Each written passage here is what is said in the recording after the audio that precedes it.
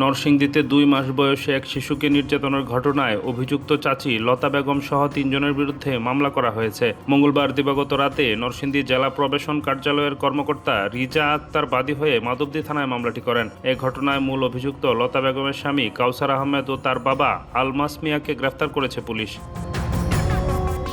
গত সোমবার থেকে সামাজিক যোগাযোগ মাধ্যম ফেসবুকে এক শিশুর পা মুচড়ে দেওয়ার একটি ভিডিও ভাইরাল হয়। ভিডিওতে দেখা যায় এক নারী ঘরে প্রবেশ করে বিছানায় শুয়ে থাকা এক শিশুর পা সজোরে মুচড়ে দিয়ে দ্রুত ঘর থেকে বের হয়ে যাচ্ছেন। এরপরই শিশুটি তীব্র যন্ত্রণায় চিৎকার করে কাঁদতে শুরু করে। ভিডিওটি ছড়িয়ে পড়ার পর সামাজিক যোগাযোগ মাধ্যমে দাবি করা হয় 2 মাস বয়সী শিশুটির পা ভেঙে ফেলা হয়েছে।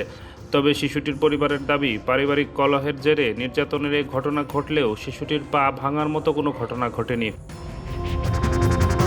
মামলার বিবরণ ও পারিবারিক সূত্রে জানা যায়, জন্মের পর থেকেই অসুস্থতার কারণে শিশুটি দীর্ঘদিন হাসপাতালে চিকিৎসাধীন ছিল। বাড়ি ফেরার পরও শিশুটি প্রায় কান্নাকাটি করত।